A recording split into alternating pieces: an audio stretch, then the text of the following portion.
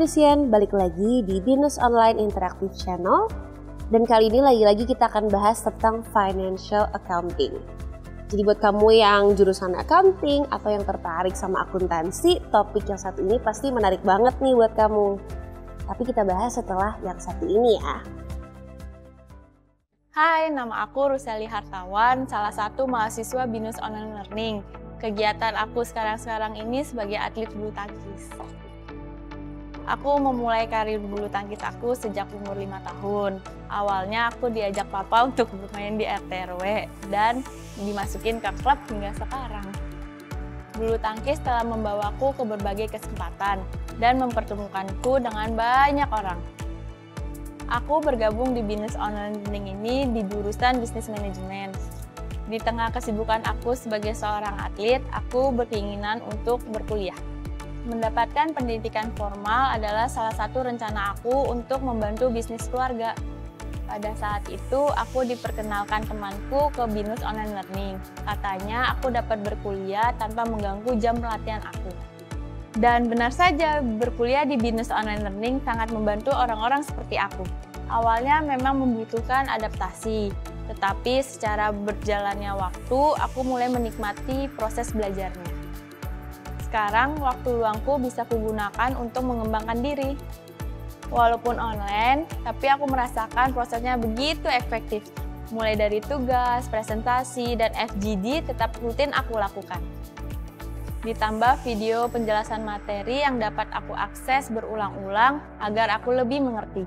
Hal lainnya yang menarik dari Binus Online Learning ini, karena bersifat online, aku jadi mempunyai teman dari berbagai macam latar belakang yang beragam. Itu jadi nilai tambah buat aku. Aku sendiri yakin semakin banyak wawasan yang aku punya, semakin banyak manfaat yang bisa aku beri. Bukan hanya untuk diri sendiri, namun juga untuk lingkungan sekitar. Maka dari itu, aku mengajak teman-teman sekalian di luar sana untuk bergabung di Binus Online Learning, khususnya untuk teman-teman yang punya kesibukan seperti saya. Saya yakin masih banyak teman-teman yang bingung untuk memilih tempat berkuliah. Binus Online Learning benar-benar dirancang sedemikian rupa, agar tetap menjanjikan pendidikan berkualitas meskipun dengan pengajaran online. Sebagai top perguruan tinggi Indonesia berkelas dunia, Binus Online Learning pasti memberikan yang terbaik untuk para peserta didiknya, dengan berbagai program-programnya. Kini saatnya kalian untuk bergabung. Rasakan pengalaman kuliah fleksibel dan bersiap untuk menjadi lulusan berkualitas.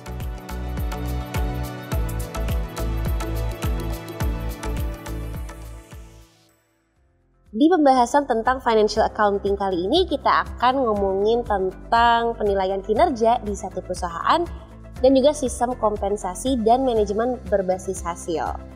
Kira-kira kayak gimana ya materinya?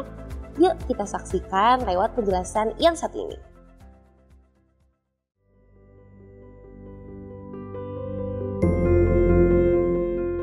Halo rekan-rekan pembelajar, kembali bersama saya Maria Paramasi dalam video pembelajaran pengukuran kinerja dan analisis.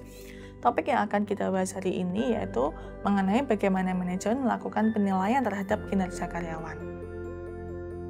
Setelah mempelajari materi ini, diharapkan peserta mampu menjelaskan mengenai proses pengukuran kinerja, manajemen kinerja dan review, serta proses penilaian kinerja dan sistem kompensasi. Rekan-rekan pembelajar, Result Management System merupakan sebuah sistem manajemen untuk meningkatkan produktivitas individual dan kelompok. Performance Appraisal atau penilaian kinerja merupakan bagian dari Result Management System tersebut. Sehingga performance appraisal didefinisikan sebagai proses evaluasi dari hasil aktual yang dicapai oleh individu atau kelompok, di mana dinilai berdasarkan target yang telah ditetapkan sebelumnya oleh organisasi. Proses manajemen kontrol dalam penilaian kinerja itu meliputi langkah-langkah sebagai berikut. Yang pertama menentukan ukuran kinerja, lalu yang kedua adalah mengukur hasil aktual kinerja dibandingkan dengan ekspektasi hasil yang diharapkan. Lalu yang ketiga adalah mengevaluasi hasil aktual dibandingkan dengan ekspektasi hasil untuk mencari penyebab varians positif atau negatif. Kemudian yang keempat adalah mengambil langkah preventif dan korektif untuk memastikan hasil ekspektasinya dapat dicapai. Salah satu contohnya adalah melakukan proses evaluasi diagnostik, yaitu evaluasi dari tinjauan hasil berkala yang dilakukan saat tahun berjalan. Di sini perusahaan berusaha menemukan penyebab masalah dari pekerjaan yang sedang berlangsung. Nah, evaluasi diagnostik ini berbeda dengan evaluasi akhir tahun, di mana kalau evaluasi akhir tahun itu adalah penilaian situasi atau evaluasi sumatif secara keseluruhan atas kinerja di tahun tersebut. Nah, proses pengukuran penilaian kinerja yang seimbang itu meliputi 3 tahap, yaitu yang pertama adalah komputasi objektif atau didapatkan dari hasil yang diharapkan dibandingkan dengan hasil yang aktual. Kemudian yang kedua adalah penilaian berdasarkan hasil yang diharapkan dibandingkan hasil aktual. Lalu yang selanjutnya adalah melakukan evaluasi atau asesmen subjektif terhadap pengamatan perilaku. Hal-hal yang diperhatikan dalam pembuatan penilaian kinerja yang seimbang. Dari kesemuanya itu, tahapan-tahapan yang telah disampaikan sebelumnya, kita dapat menyimpulkan bahwa faktor-faktor yang harus diperhatikan itu sebagai berikut. Yang pertama adalah efisiensi atau kuantitas dan waktu. Kemudian yang kedua adalah efektivitas, yaitu kualitas kinerja, biaya yang dikeluarkan, dan juga dampak atau reaksi antar divisi terhadap kinerja. Lalu yang ketiga adalah tingkat kepentingan. Di sini yaitu pembobotan target-target berdasarkan hasil-hasil bidang-bidang fungsional sesuai dengan job desk. Kemudian yang keempat adalah tingkat kesulitan, yaitu kondisi yang tidak diharapkan muncul pada tahun-tahun yang berjalan, kemudian membuat target itu mudah atau sulit untuk dicapai. Yang kelima adalah pembobotan relatif antara pekerjaan profesional dan teknis, lalu dibandingkan dengan pekerjaan manajemen, dan ini khusus untuk posisi manajerial. Demikian video pembelajaran mengenai penilaian kinerja, kiranya dapat memberikan gambaran kepada teman-teman. Sampai jumpa di video selanjutnya.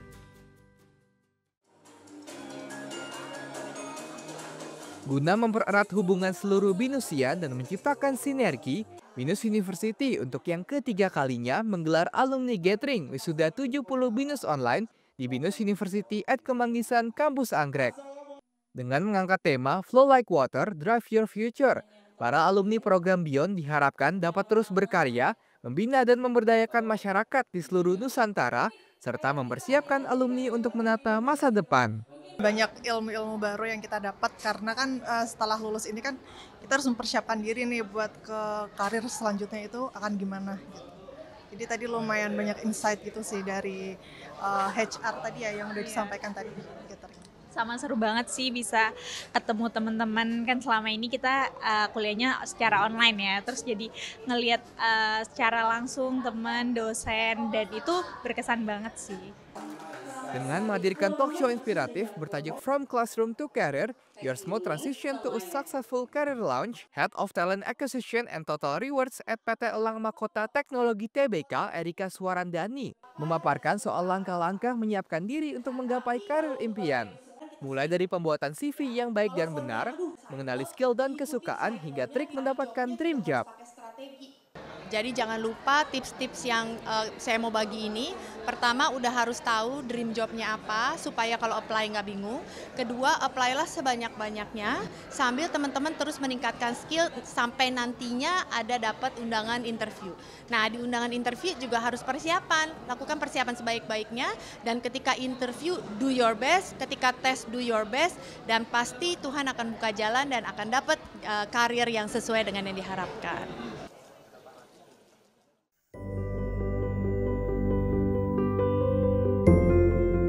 Halo rekan-rekan pembelajar semua, kembali bersama saya Maria Paramastri dalam video pembelajaran pengukuran kinerja dan analisis. Topik yang akan kita bahas hari ini yaitu mengenai bagaimana manajemen menetapkan sistem kompensasi dan menerapkan sistem manajemen berbasis hasil kinerja atau result-based management system. Setelah mempelajari materi ini, diharapkan peserta mampu menjelaskan mengenai proses pengukuran kinerja, manajemen kinerja dan review, serta proses penilaian kinerja dan sistem kompensasi. Sistem kompensasi itu memiliki beberapa tahapan, yaitu bagaimana cara perusahaan menetapkan sistem kompensasi. Yang pertama adalah contohnya melalui paying for the job, atau perusahaan menetapkan kompensasi berdasarkan evaluasi internal atas kinerja yang dihasilkan oleh individu, latar belakang individu, dan juga posisi kerja individu. Lalu contoh penerapan sistem kompensasi yang kedua adalah paying market rates, atau perusahaan memberikan kompensasi dengan melihat data dari luar atau persaingan pasar atau industri yang sejenis, juga tren dari perekonomian. Lalu yang ketiga adalah paying for performance, yaitu perusahaan memberikan kompensasi berdasarkan output kinerjanya. Di sini adalah bisa berbeda-beda tergantung antar individu. Lalu yang selanjutnya adalah bagaimana implementasi sistem manajemen berbasis hasil. Seperti yang telah saya sampaikan di awal topik, bahwa result management system merupakan sebuah sistem manajemen untuk meningkatkan produktivitas individual dan kelompok. Dalam sistem ini, manajer harus melihat atau memperkenalkan dan mengimplementasikan perubahan-perubahan yang bisa terjadi, yaitu yang pertama adalah habits of thoughts and action, lalu yang kedua adalah fear of the unknown, yang ketiga adalah vested interest. Yang pertama, bagaimana mengubah habits and action, yaitu mengubah kebiasaan dan sikap atau tindakan yang tentunya merupakan sebuah tantangan bagi para manajer. Di sini, manajer dituntut untuk memberikan arahan nilai-nilai perusahaan, sikap dan tindakan yang sesuai dengan visi misi perusahaan. Caranya adalah melakukan proses komunikasi dan mengadakan training, sehingga anggota perusahaan bisa memahami dan bertambah kemampuannya atau skillnya terkait dengan perusahaan dan pekerjaan yang akan dihadapi. Lalu yang selanjutnya adalah manajemen mengurangi ketakutan atas hal yang tidak diketahui, seperti sistem yang baru, standar operasional yang baru. Caranya adalah menjalankan uji coba atau pilot test pada sistem yang baru secara progresif. Pilot test dapat dilaksanakan secara paralel dengan sistem yang sudah berjalan pada saat. Terakhir adalah taking care of vested interest, bahwa perusahaan juga tidak mengesampingkan kepentingan dan keinginan pribadi karyawan. Di sini perusahaan berusaha terus melakukan upaya diskusi, mengakomodasi concern tertentu dari karyawan sehingga mendapatkan solusi yang terbaik bagi karyawan dan juga perusahaan. Demikian topik pembahasan kali ini, kiranya dapat menjadi pemahaman baru atau informasi baru bagi rekan-rekan pembelajar. Terima kasih dan sampai jumpa di video selanjutnya. Gak cuma materi tentang financial accounting aja yang menarik, karena kali ini juga ada informasi yang menarik seputar BINUS Online. Jadi kita saksikan dulu yuk, ada update apa aja sih dari BINUS Online.